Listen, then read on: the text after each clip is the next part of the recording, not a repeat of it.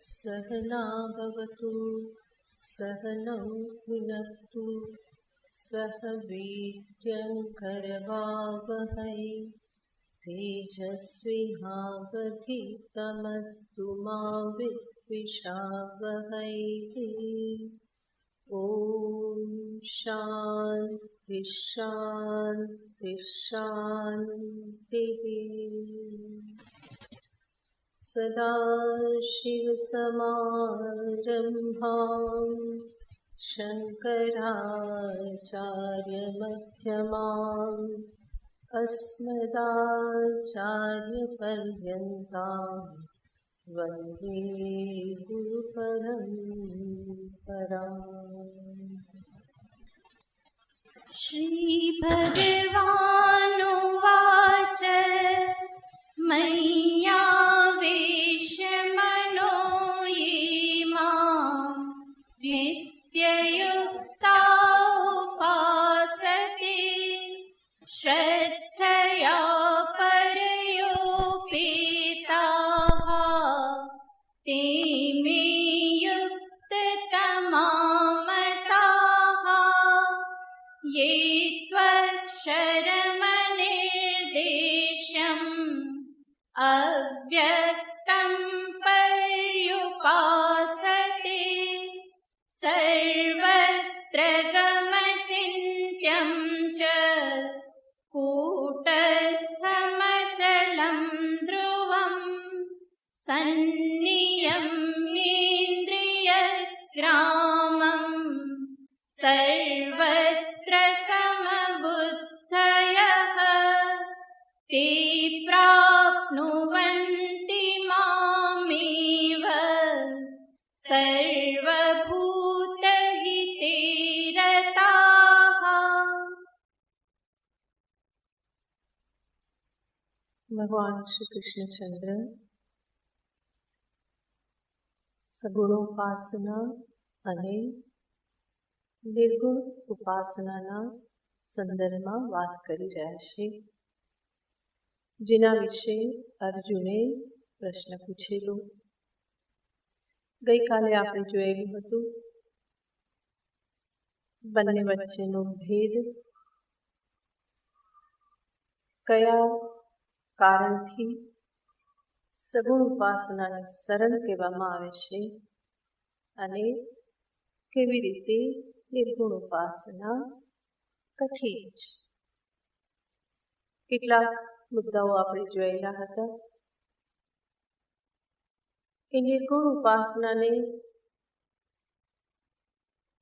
જે કઠિન કહેવામાં આવે છે, બંને દ્રષ્ટિથી કઠિન થાય છે, કારણ કે નિર્ગુણ જે ઉપાસ્ય છે, તત્વ જે છે એ પણ અતિ સૂક્ષ્મ છે, જલ્દી બુદ્ધિની પકડમાં આવતું નથી.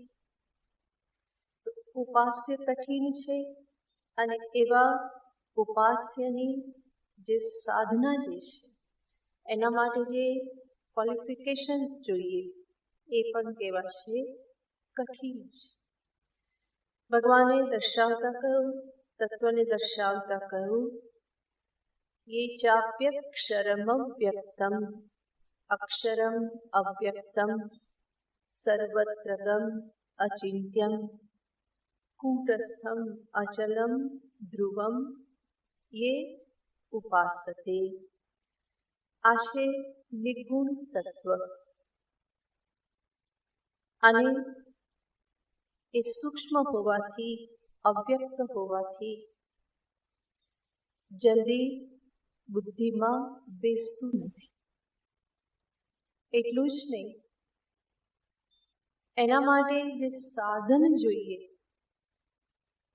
જે અધિકારીત્વ જોઈએ એ પ્રાપ્ત કરવું પણ કઠિન છે. તો એને જ ભગવાન આગળના શ્લોકમાં દર્શાવે છે. ચોથા શ્લોકમાં ભગવાને એ દર્શાવ્યું. એક વખત ફરી વાંચીએ. सन्नियम्येन्द्रियग्रामं सर्वत्र समबुद्धयः ते प्राप्नुवन्ति मामेव सर्वभूतहिते रताः। ભગવાન 3 બાબતો દર્શાવે છે. આપણે સંક્ષિપ્તમાં પહેલા જોયેલું છે. સંનિયમ્ય ઇન્દ્રિય ગ્રામમ, એટલે ઇન્દ્રિયોનો સંયમ. આમ તો જોઈએ તો કોઈ પણ સાધનામાં ઇન્દ્રિય સંયમનું મહત્વ છે જ. સંયમ વગર મન શાંત થતું નથી અને નિર્ગુણ ઉપાસનામાં આની વધારે જરૂર પડે છે. સગુણોપાસનામાં ઇન્દ્રિય પ્રવૃત્તિને તમે જગતમાંથી વાળી અને પ્રભુમાં લગાવી શકો. એક આલંબન છે. પણ નિર્ગુણમાં ઇન્દ્રિયોને લગાવવા માટે કંઈ છે નહીં. શબ્દ સ્પર્શ રૂપ રસ ગંધ રહી છે અને અતિ સૂક્ષ્મ તત્વ હોવાથી ઇન્દ્રિય સંયમ વિશેષ જરૂરી બની જાય છે. અંતર્મુખતા આવશ્યક છે અને એ ઇન્દ્રિય સંયમ વગર આવતી નથી. માટે ભગવાન સર્વપ્રથમ એ ગુણ કહે છે. કોણ મને પ્રાપ્ત કરી શકે છે? આત્મ સ્વરૂપે, બ્રહ્મ સ્વરૂપે. સર્વપ્રથમ કહ્યું સંનિયમ્ય ઇન્દ્રિય ગ્રામમ. જે લોકો ઇન્દ્રિય ગ્રામ યાને સમૂહ, ઇન્દ્રિયોનો સમૂહ છે. 5 જ્ઞાનેન્દ્રિય, 5 કર્મેન્દ્રિય, આ સંઘ છે, સમૂહ છે. સમૂહને કહેવાય ગ્રામ. ઇન્દ્રિય ગ્રામમ સંનિયમ્ય.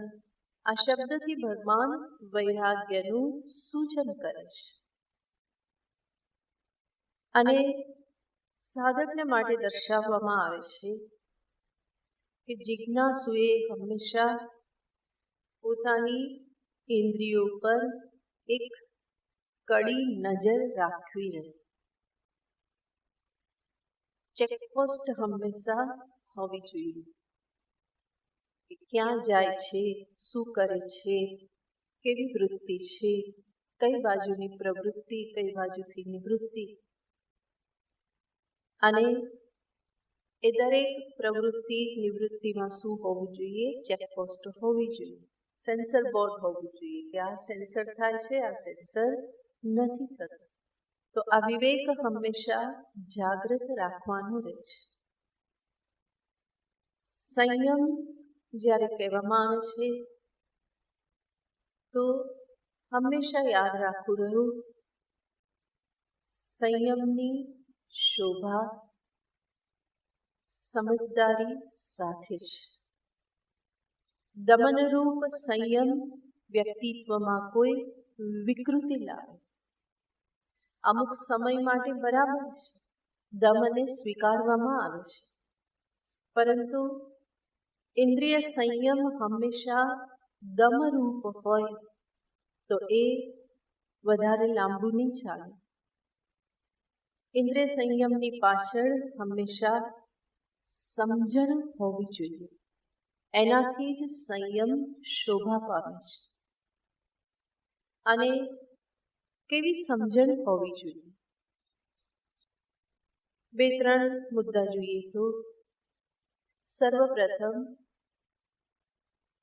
ઇન્દ્રિયો જેમાં પ્રવૃત્ત થાય છે એ વિષયોના સંદર્ભની સમજ.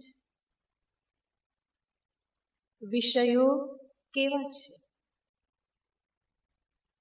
કેવા છે યાને વિષયોને સમગ્ર રૂપે જોઈએ તો એનું વાસ્તવિક સ્વરૂપ ખબર પડે. બાકી ઉપરથી તો બધા કેવા લાગે? સારા જ લાગવાના છે, સુંદર જ લાગે છે એટલે તો ઇન્દ્રિય ભાગે છે. પણ એનું સમગ્ર અવલોકન કરી એક સમગ્ર દ્રષ્ટિ પ્રાપ્ત કરવાની પણ. અને એવી રીતે જ્યારે વિષયોનો વિચાર કરવામાં આવે તો જે વિષયો જરૂર જીવન નિર્વાહને માટે આવશ્યક છે. ખાવું, પીવું, વસ્ત્ર, મકાન આ બધું જીવન નિર્વાહને માટે આવશ્યક છે. એટલા માટે એનો સંપૂર્ણ નિષેધ થઈ શકે એમ નથી. પણ સાથે સાથે જો વિવેક રાખવામાં ન આવે તો એ નુકસાનકારક પણ એટલા જ છે. અને એ બીજી તરફ જે છે, બીજી બાજુ જે છે વિષયોની, એને જ્યારે વિવેકી પુરુષ વિચારક જ્યારે જુએ છે તો એમાં 3 દોષ દેખાય છે. સૌથી પહેલો દોષ છે અનિત્યત્વ. કોઈ પણ વિષય જે છે કેવો છે? અનિત્ય છે. અને અનિત્ય હોવાથી મને સુખ પણ કેવું આપશે? અનિત્ય જ આપશે. આગમાં પાઈનો નિત્યાહા ભગવાન આગળ કહી ચૂકેલા છે. યેહિ સંસ્પર્શજા ભોગાઃ દુઃખયોનય એવતે આગમાં પાઈન. સંસ્પર્શજા ભોગાઃ ઇન્દ્રિયોના વિષયની સાથેના સંસ્પર્શ યાને સંપર્કથી જે પણ ભોગ જે છે એ બધા કેવા છે? અનિત્ય. આગમાં પાઈ અનિત્ય છે. સંપર્ક છે એટલી વાર સુખ છે, સંપર્ક છૂટ્યો તો સુખ પણ છૂટ્યું.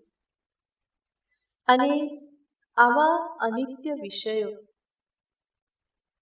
હું વિચાર કરું તો લાગે કે કેટલા બધા ભોગવેલા છે અને છતાં પણ તૃપ્તિ તો નથી થઈ. તો અનિત્યત્વ છે. અને બીજો એમાં દોષ છે, ઉપરથી તૃપ્તિકર લાગે છે પણ વાસ્તવમાં એ કેવા બની રહે છે? અતૃપ્તિ જ વધારે છે. હજુ વધારે જોઈએ, હજુ વધારે જોઈએ, હજુ વધારે જોઈએ. અને એ દોષને શાસ્ત્રીય ભાષામાં કહેવામાં આવે છે સાતિશયત્વ. સાતિશયત્વ. અતિશય યાને જેમાં કંઈક વધારે હજુ કરી શકાય.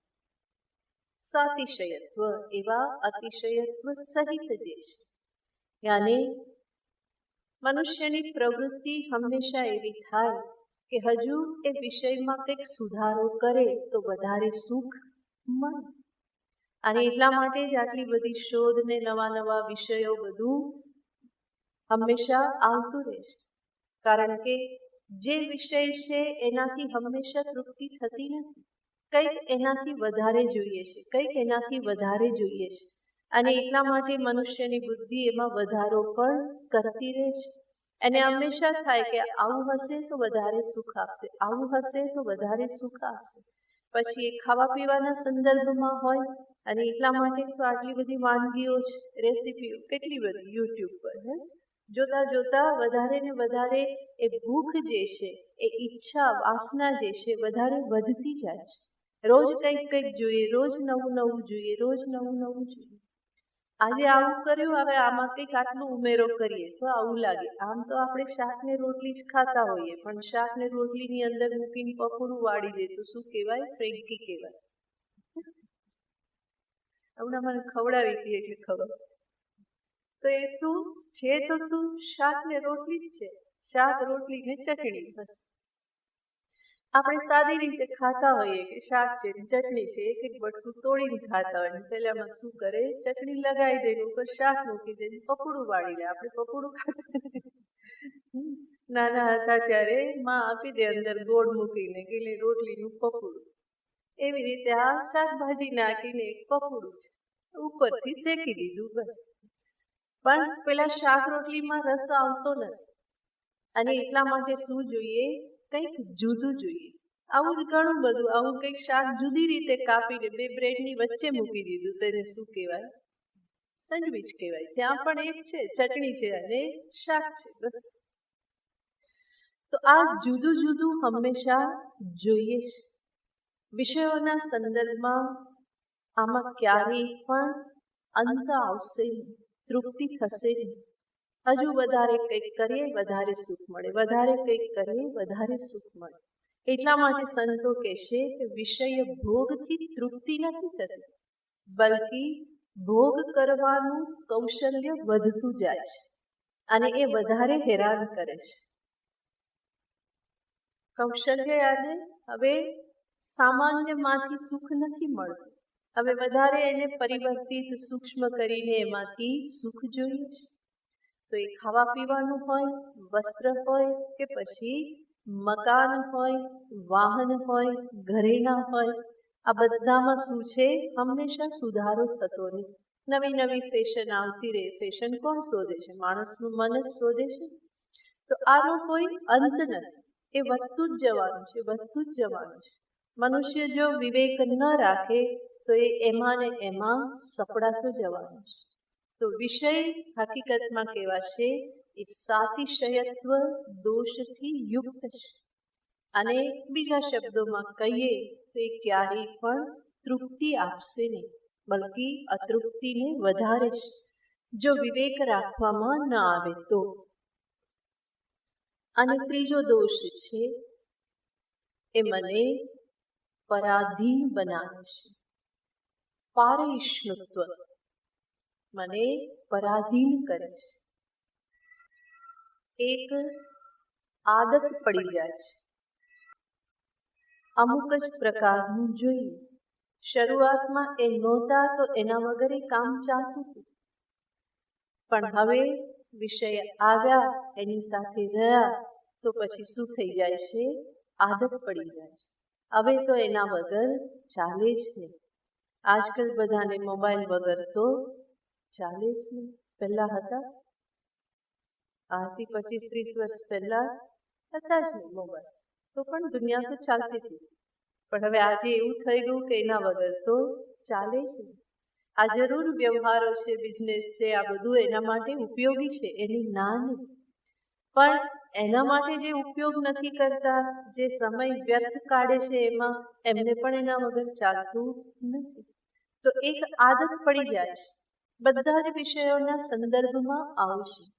જેટલા તમે એનો ભોગ કરો, ધીમે ધીમે તમારું મન એનું આદી બની જાય છે, પછી એના વગર ચાલતું નથી, એ પરાધીન થઈ જાય છે. તો આ ત્રીજો દોષ છે.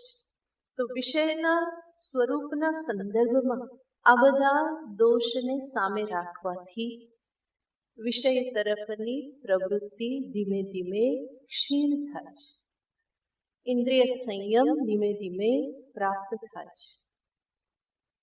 બીજું, જેવી રીતે વિષયના સ્વરૂપનો વિચાર, એવી જ રીતે ઇન્દ્રિય અને મનના સ્વરૂપનો, સ્વભાવનો વિચાર કરવાથી પણ મારી સમજણ વધારે વધે. ઇન્દ્રિય સ્વભાવથી બહિર્મુખ છે, છતાં એ બહિર્મુખતાને ધીમે ધીમે મારે છોડવાની જ છે, અને એ પરિવર્તન ઇન્દ્રિયોને છૂટી મૂકી દેવાથી ક્યારેય થવાનું નથી. બલ્કિ વિચાર કરો,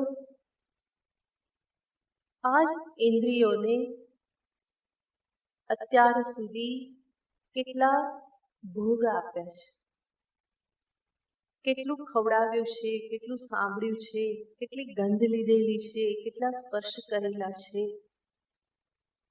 કેટલું જોયેલું છે, અને છતાં પણ ઇન્દ્રિય એ તરફ જ લાલાયિત રહે છે. તો વિચાર કરો કે આ રીતે ઇન્દ્રિય ક્યારેય પણ તૃપ્ત થવાની નથી. જન્મો જન્મથી આ ભોગ કરતા આવ્યા છે, પણ તૃપ્તિનું તો ક્યાંય નામ નિશાન નથી. એટલું જ નહીં, ઇન્દ્રિયના સ્વરૂપ તરફથી બરાબર સાથે હું વિચાર કરું, જે પણ ભોગ હું ઇન્દ્રિયને આપું છું, એ ભોગ કેટલા વખતનો છે, એક ક્ષણિક છે. એમાંથી મળતો આનંદ પણ ક્ષણિક છે. ઇન્દ્રિયો પોતે કંઈ પકડીને રાખતી નથી. આંખને રૂપ ગમી ગયું, એ આંખ રૂપ ક્યાં સુધી પકડીને રાખે છે? તમે ક્યાંય ફરવા જાઓ અને સરસ દ્રશ્ય છે, નેચર, ક્યાં સુધી તમે જોતા રહો? જોઈને કોઈ ધ્યાન તો લાગી જતું નથી. થોડી વાર જુઓ છો, ફરી વાતોમાં લાગી જાઓ છો, ફરી રૂમમાં આવી જાઓ છો, ફરી ખાવા પીવામાં લાગી જાઓ છો, ફરી પાછા બહાર નીકળો છો, ફરી થોડી વાર જોઈ લો કે આ કેવું સરસ છે, ફોટા પાડી લો, વિડીયો લઈ લો, મિત્રોને મોકલી દો, એમની કોમેન્ટ જોઈ લો.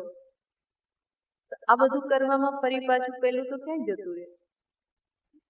આજકાલ નેચરનું સૌંદર્ય માણવાની જગ્યાએ સૌથી પહેલા શું થતું હોય?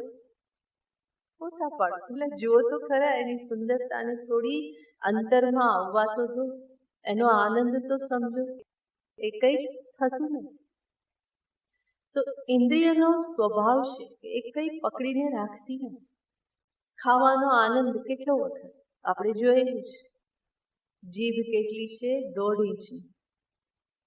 અને ત્યાંથી જે પસાર થાય એટલો સમય આનંદ રહે છે. બહાર આનંદ નથી. જીભે ધક્કો મારીને ઉતારી દીધું. ક્યાં સુધી તમે ચગડતા રહો? ગમે તે હોય.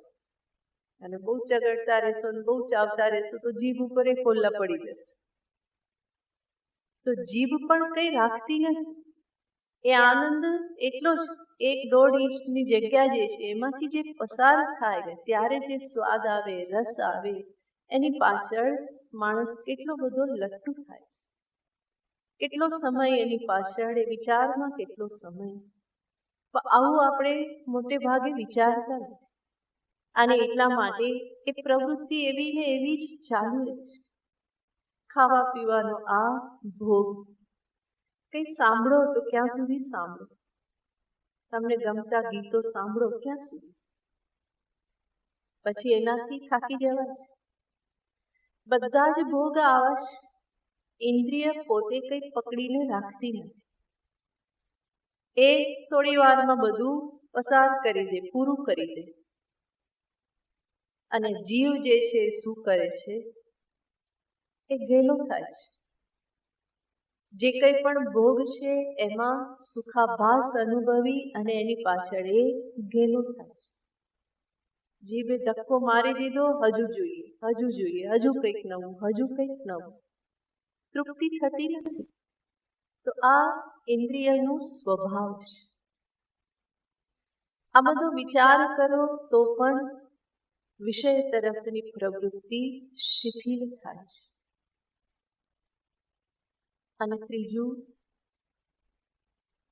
પોતાના જીવનના લક્ષ્ય વિશેની સમજદારી. જીવનમાં મારે શું કરવાનું છે?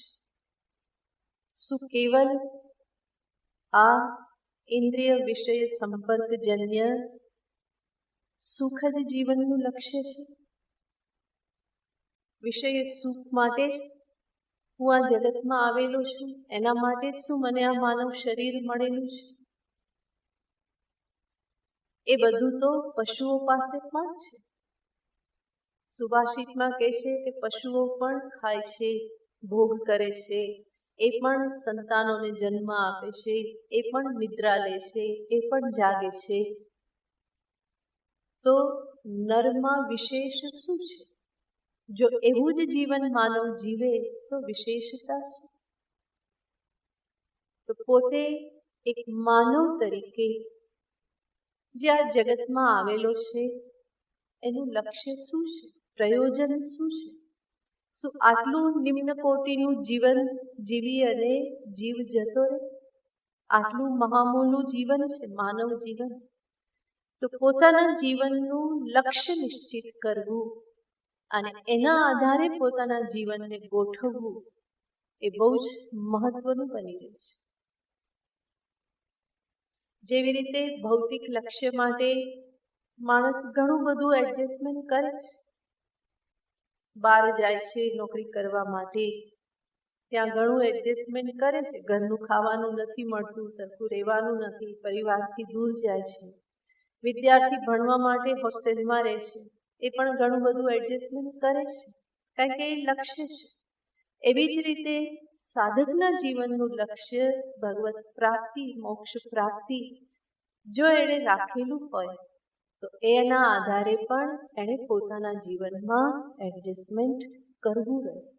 જીવન એ પ્રમાણે ગોઠવવું પડે કે જેથી કરીને એ લક્ષ્ય મને પ્રાપ્ત થાય.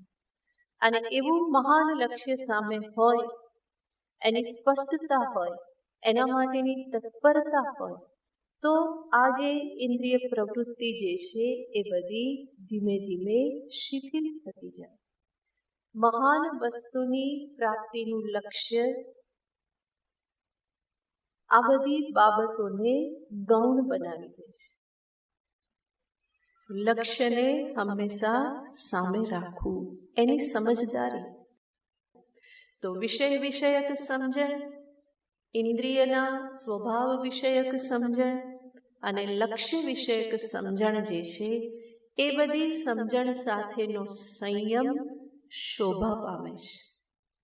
એવો સંયમ જીવનમાં લાવવાનો છે, વિવેક વિચાર પૂર્વકનો. અને સંયમ સમજણ પૂર્વકનો સંયમ એને જ વૈરાગ્ય કહેવામાં આવે છે. ભગવાન કહેશે જે આ પ્રમાણે ઇન્દ્રિય સંયમ ધારણ કરે છે, હંમેશા યાદ રાખવું કે હું મન ઇન્દ્રિયનો સ્વામી છું, એનો સેવક નથી, ગુલામ નથી, પણ હું એનો સ્વામી છું, માલિક છું. મને ખેંચી જાય એવું ના હોય, હું એને ખેંચીને મારી ઈચ્છા મુજબ લગાવી શકું.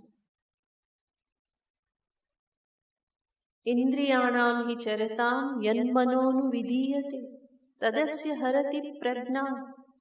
ભગવાન આગળ સ્થિતપ્રજ્ઞના લક્ષણોમાં કહી ચૂક્યા છે.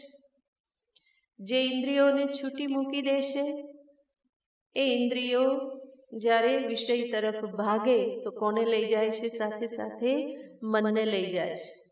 અને મન ભાગે તો સાથે સાથે કોનો છેડો પકડી લેશે? બુદ્ધિનો પણ. ચલ ભાઈ અમારી સાથે. તો આ ત્રણની ગોષ્ઠી છે. સાથે ને સાથે ધ્યાન રાખવામાં ન આવે તો એ ત્રણે સાથેની સાથે જ હંમેશા રહેશે. મનમાં કઈ સંકલ્પ થયો તો પણ એ ઇન્દ્રિયને ખેંચીને લઈ જાય છે, બુદ્ધિને પણ લઈ જાય છે. બુદ્ધિમાં કઈ એવડો વિચાર આવ્યો તો એ મનને પ્રવૃત્ત કરી દે, ઇન્દ્રિયોને પણ પ્રવૃત્ત કરી દે છે. એટલા માટે ઇન્દ્રિય સંયમની વાત કરવામાં આવે છે. તો યાદ રાખવું કે હું એનો સ્વામી છું, એનો ગુલામ બનીને હું ફરું તો એ મને શોભા ન આપે. જ્યારે જ્યારે ઇન્દ્રિય સંયમની વાત કરવામાં આવે તો હંમેશા એક મહાત્મા મને યાદ આવે, જેમનું નામ છે હરિબાબા. જે હરિબાબા ખૂબ ઉચ્ચ કોટીના સંત થઈ ગયા અને ભગવાનના ભક્ત પણ ખરા, અદ્વૈત પણ જાણે, પણ એમની અભિવ્યક્તિ હંમેશા ભક્ત તરીકેની હોય. હંમેશા મહામંત્રનો જપ કર્યા કરે, એ જ ચાલતું રહેતું હોય. હરે રામ, રામ રામ, હરે હરે, હરે કૃષ્ણ, કૃષ્ણ કૃષ્ણ, હરે હરે. પોતે પણ ખૂબ જપ કરે અને બીજા લોકો પાસે પણ ખૂબ કરાવે. મહામંત્ર જપના સત્ર પણ હોય, અનેક લોકો આવે આશ્રમમાં અને બધા એનું અનુષ્ઠાન કરે. પણ મુખ્ય વાત, આ મહાત્મા એટલા બધા સ્થિર અને એટલા બધા ઇન્દ્રિય સંયમી. જ્યારે એકલા બેઠા હોય એમનું માથું હંમેશા ઝૂકેલું હોય, આંખો પણ નીચે ઢળેલી હોય, ભગવાનનું સ્મરણ હંમેશા કરતા રહે. ચાલવા જાય તો દ્રષ્ટિ હંમેશા નીચે હોય, આજુબાજુ ડાફા ના મારતા હોય, સીધી દ્રષ્ટિ થોડાક ડગલામાં સુધી, અને એ રીતે જે હંમેશા વિહાર કરે, બીજું કંઈ હલે નહીં. શરીર પર, કર્મેન્દ્રિય પર, જ્ઞાનેન્દ્રિય પર એટલો બધો સંયમ કે વ્યર્થ પ્રવૃત્તિ કોઈ થાય જ નહીં. જ્યારે જ્યારે એને જોઈએ, એમના ફોટો પણ અત્યારે જોઈએ તો એ એવા શાંતિથી બેઠા હોય કે જેનું દર્શન કરતાની સાથે આપણું મન પણ શાંતિ અનુભવે.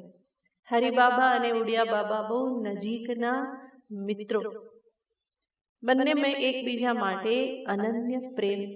હરિબાબાનું કહેવાનું ક્યારેય ઉડિયા બાબા ટાળે નહીં. પહેલા પરમ વેદાંતી બ્રહ્મનિષ્ઠ, હરિબાબા પણ અદ્વૈત જાણે, પણ એમની અભિવ્યક્તિ હંમેશા કેવી ભક્ત જેવી, અને બંનેની જોડી પણ બહુ જ અનુપમ, સાથે હોય હંમેશા. આજ હરિબાબા ભગવાનની ભક્તિમાં, કથામાં રહે. એક વખત ક્યાંક કથા સાંભળવા ગયા, સાથે એમનો શિષ્ય પણ, કારણ કે બાબા તો અંતે એવી સ્થિતિમાં આવી ગયા હતા કે ચાલવા નીકળે તો પાછા આશ્રમ પહોંચે નહીં, ક્યાંથી ક્યાં જતા રહે ખબર નહીં. એટલા માટે ચાલવા નીકળે તો કોઈ એક શિષ્ય સાથે હોય કે જે ફરી પાછો રસ્તો બતાવીને આશ્રમ પર લાવે. તો કથા સાંભળવા માટે ગયા. કથા સાંભળીને પાછા આવતા હતા. પેલો શિષ્ય કહે છે, બાબા આ કથાકાર સંત કેવા કે એમના ઘરમાં કેટલો બધો સંગ્રહ છે, શાલ ને દુપટ્ટા ને બધું કેટલું બધું લટકતું હતું. તો બાબા એને પ્રશ્ન કરે છે કે તું કથા સાંભળવા ગયો હતો કે શાલ દુપટ્ટા જોવા ગયો હતો? બાબાનું તો એ બાજુ ધ્યાન પણ નહીં, તો ઊંચી નજર કરીને પણ નહીં જુએ. તો આ ઇન્દ્રિય સંયમનો નમૂનો છે. દયાળુ પણ એટલા. ગંગા કિનારે રહેતા હતા, ત્યાં ગંગાનો પટ બહુ વિસ્તૃત છે. જ્યારે જ્યારે વરસાદ આવે તો કેટલા બધા ગામોમાં પાણી આવી જાય અને લોકોને હેરાનગતિ થાય. તો એમણે ત્યાં ગંગા તટ પર એક આખો બાંધ બાંધી દીધો. હરિબાબાનો બાંધ બહુ પ્રસિદ્ધ છે. બાંધ આખો ડેમ બાંધી દીધો, માટી અને પથ્થરથી. અને એનું કામ એમણે પોતે જ શરૂ કરી દીધું. લોકોની હેરાનગતિ જોઈ અને પોતે જ પાવડા કોદાળી લઈ અને મંડી પડ્યા. અને પછી ધીમે ધીમે બીજા લોકો જોડાતા ગયા અને આમ કરતા કરતા 30 ગામને એમણે રક્ષણ આપ્યું. લગભગ 30 માઇલ જેટલો ડેમ એમણે બાંધી દીધો. અને આનું ઉદ્ઘાટન પણ જવાહરલાલ નહેરુના હાથે થયું. ત્યારે જવાહરલાલ નહેરુને પણ થયું કે આ કોણ સંત છે જેણે આટલું મહાન કાર્ય કરી નાખ્યું. એમનું સન્માન કરવાનું હતું ને બધું.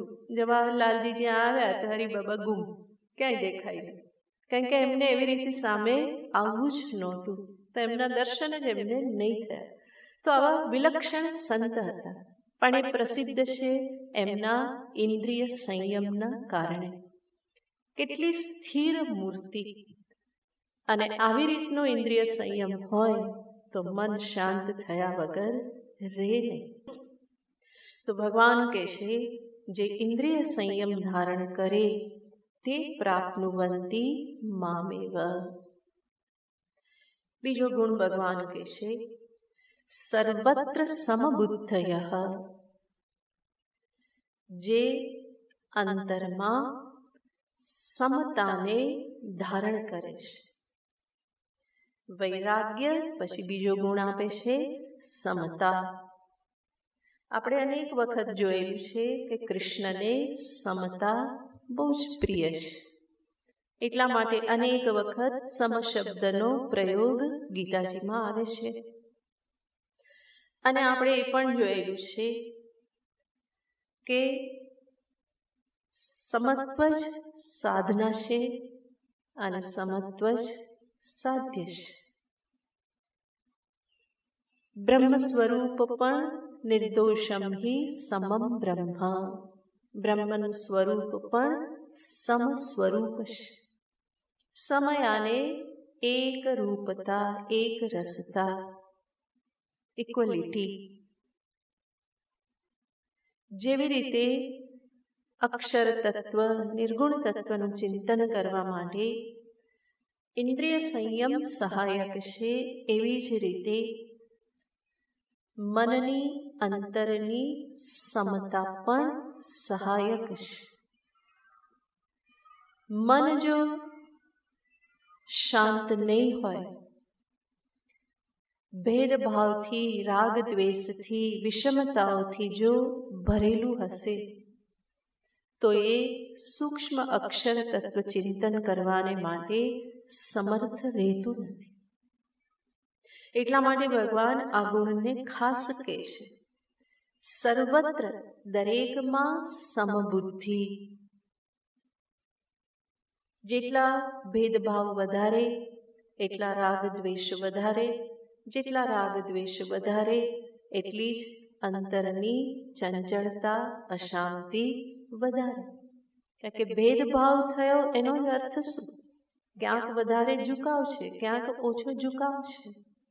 ભેદ પાડ્યા તો એ ભેદની પાછળ આ જ પરિબળ કામ કરતું હોય છે. તો જેટલા ભેદભાવ કરો એટલા રાગ દ્વેષ વધારે વધે છે, દ્રઢ થાય છે. તો મનને હંમેશા સમમાં રાખવું.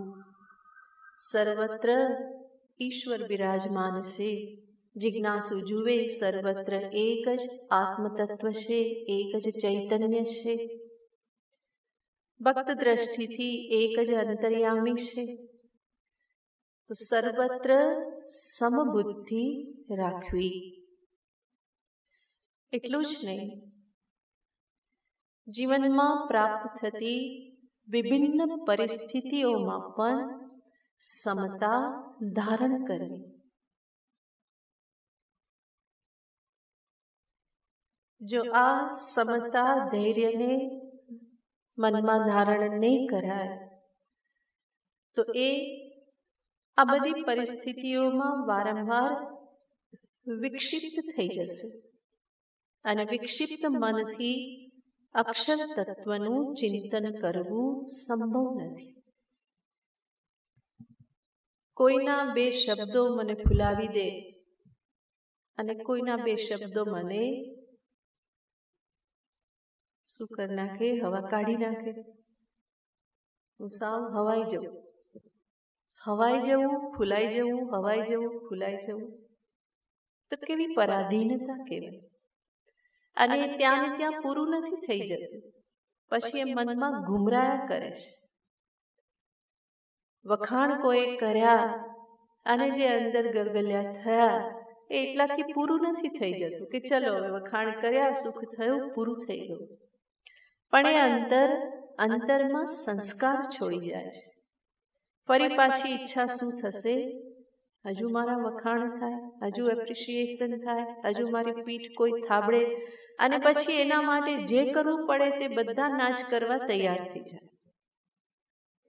આવી રીતની આ ગુલામીપણું, અપરાધીનતા, મનની આવી વિવશતા એ ક્યારેય અક્ષર તત્વ ચિંતન કરાવી ના શકે. માટે આવી પરિસ્થિતિઓમાં સુખ, દુઃખ, માન, અપમાન, સ્તુતિ, નિંદા આ બધામાં સ્થિર રહેવું, સમત્વ જાળવી રાખવું એ કોઈ પણ જિજ્ઞાસુને માટે અનિવાર્ય ગુણ છે. માટે ભગવાને અહીંયા કહ્યું કે સર્વત્ર સમબુદ્ધય. આ માર્ગના જિજ્ઞાસુએ હંમેશા યાદ રાખવા જેવી વસ્તુ છે કે પોતે ક્યારેય કોઈની સાથે કમ્પેરિઝન ન કરે. કારણ કે આ વસ્તુ ઘર કરી ગઈ છે. કમ્પેરિઝન કરવી બીજાની સાથે, જેના પરિણામે હંમેશા થતું રહે હું આનાથી પાછળ છું, હું આનાથી આગળ છું. હું પાછળ છું તો હવે કે હું આવી જાઉં, આગળ આવી જાઉં. ફરી આગળ આવે તો ફરી કોઈક આગળ તો દેખાવાનું જ છે. તો ફરી પાછી પ્રવૃત્તિ શું? હજુ એનાથી આગળ. આનો કોઈ અંત નથી. સાધક તરીકે આ વૃત્તિમાંથી મારે મુક્ત થવું જ રહ્યું. અને વિચાર કરો, તમારા જેવું આ બ્રહ્માંડમાં બીજું કોઈ નથી. દરેક વ્યક્તિ કેવા છે? યુનિક છે. હું પણ કેવો છું? યુનિક છું. માટે મારે કોઈના જેવા, કોઈના સમ થવાની જરૂર નથી. હું જે છું તો યુનિક છું, અને મારા જીવનનું જે લક્ષ્ય છે એને પ્રાપ્ત કરવાને માટે જે પણ ઉપાધિ મારી પાસે છે એ પર્યાપ્ત છે. ભગવાને જે કહેલું છે કે આ પ્રાપ્ત કરવાનું છે એના માટે હું પ્રયત્ન કરું.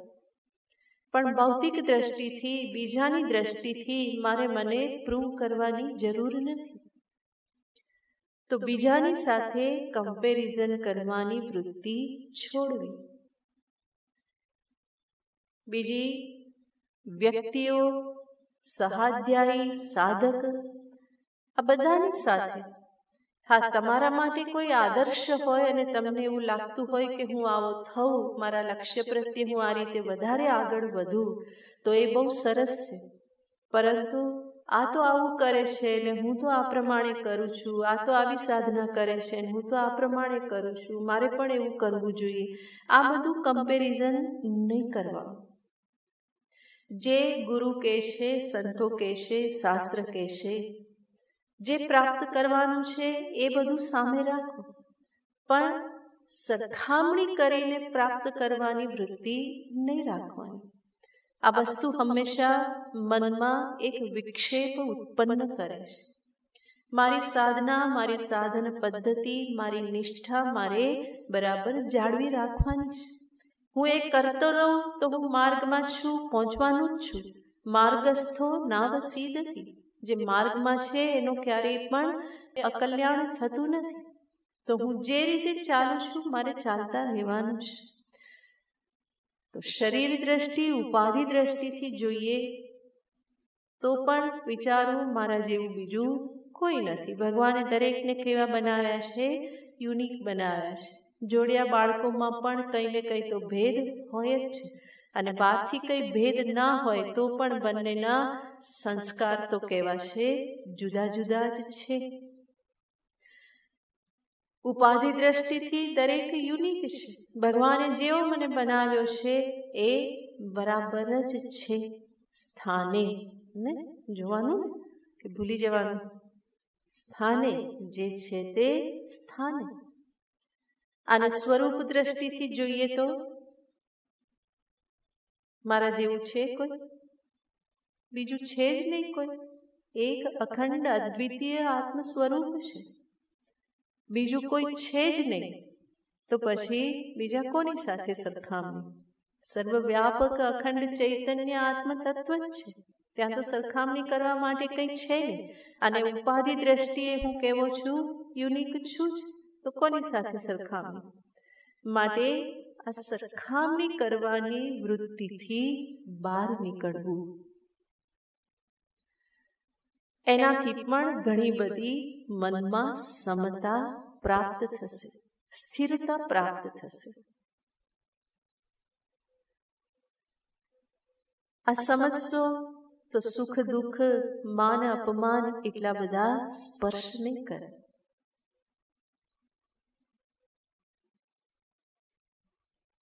તો અક્ષર નિર્ગુણ તત્વની ઉપાસના, એની સાધના, એના માટે આ બધું બહુ જ જરૂરી બની જાય છે.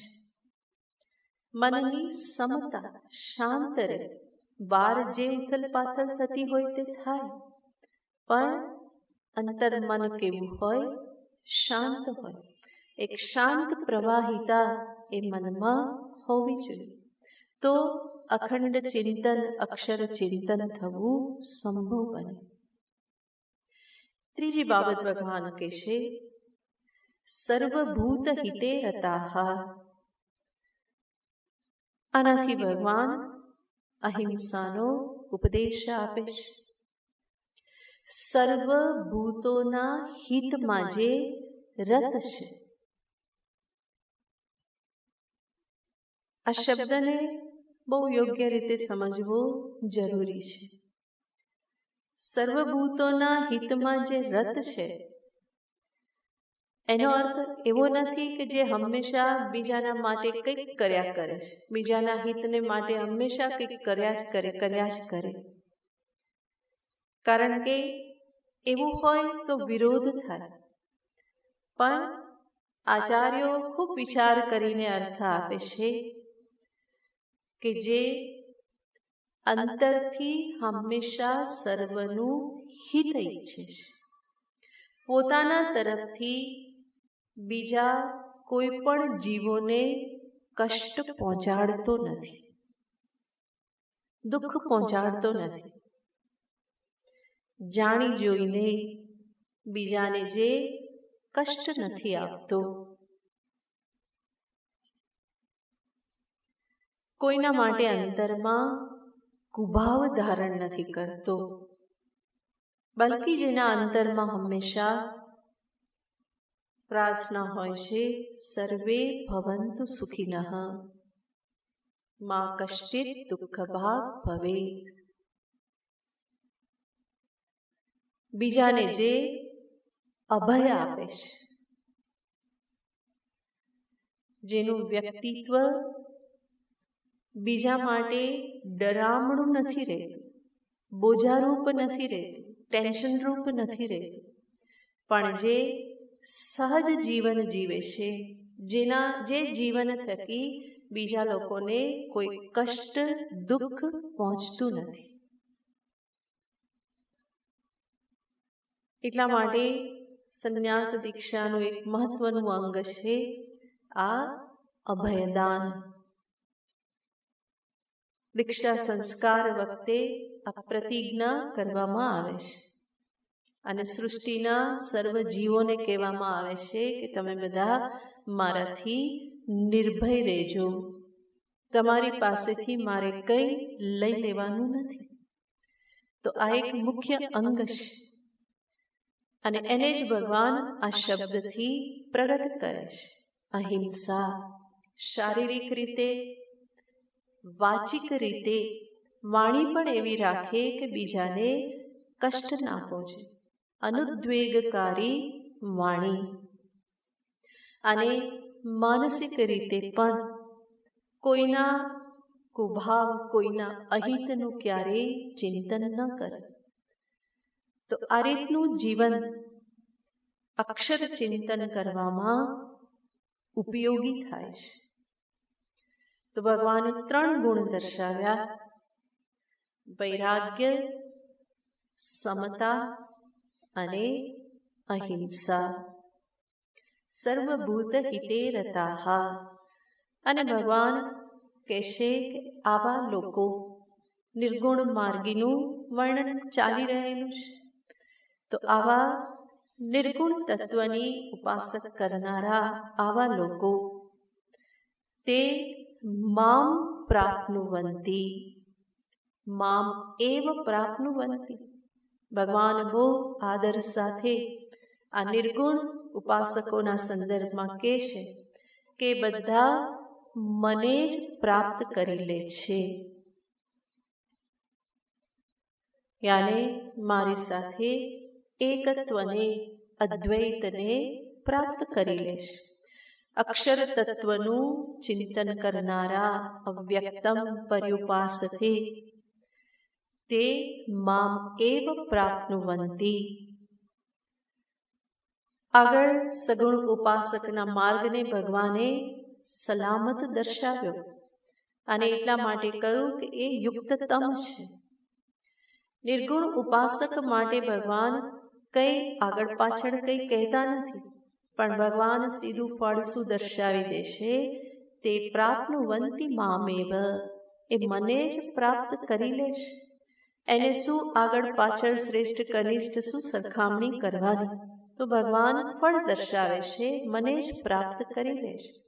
સગુણ ઉપાસક જે છે એની ઉપાસના સલામત છે અને એને પણ અંતે તો ક્યાં પહોંચવાનું છે?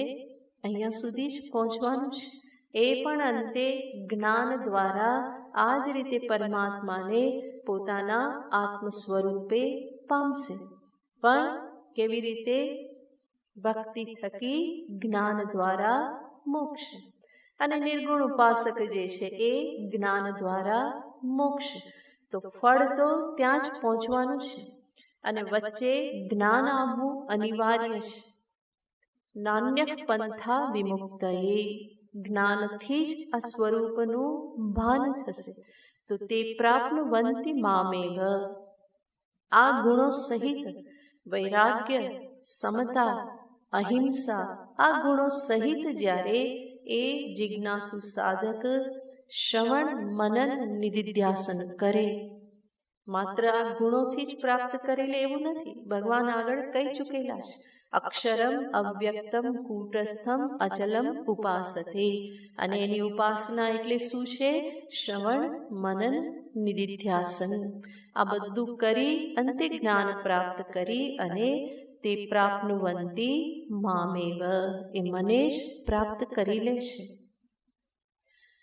આ પ્રમાણે ભગવાને જે નિર્ગુણ ઉપાસક જે છે એના સંદર્ભને નિર્ગુણ તત્વ દર્શાવ્યું. એ ઉપાસ્ય તત્વના સ્વરૂપ ઉપરાંત એની ઉપાસના સાધનામાં જે ગુણોની આવશ્યકતા છે એને પણ ભગવાને દર્શાવ્યા. અને હવે જે વાત આપણે પહેલા દિવસથી સાંભળી રહેલા છીએ કે નિર્ગુણ ઉપાસના, આ માર્ગ, જ્ઞાન માર્ગ કઠિન છે, એમાં વધારે પ્રયત્ન છે, પરિશ્રમ છે, કઠિનતા વધારે છે. આ વાતને ભગવાન સ્વયં પોતાના સ્વમુખે આગળ 5મા શ્લોકમાં દર્શાવે છે. અને સ્પષ્ટ રૂપે દર્શાવે છે કે ઉપાસના શા માટે કઠિન છે, કયા કારણથી કઠિન છે. ભગવાન મુખ્ય 2 કારણ દર્શાવવાના છે, જેને આપણે આવતીકાલે જોઈશું.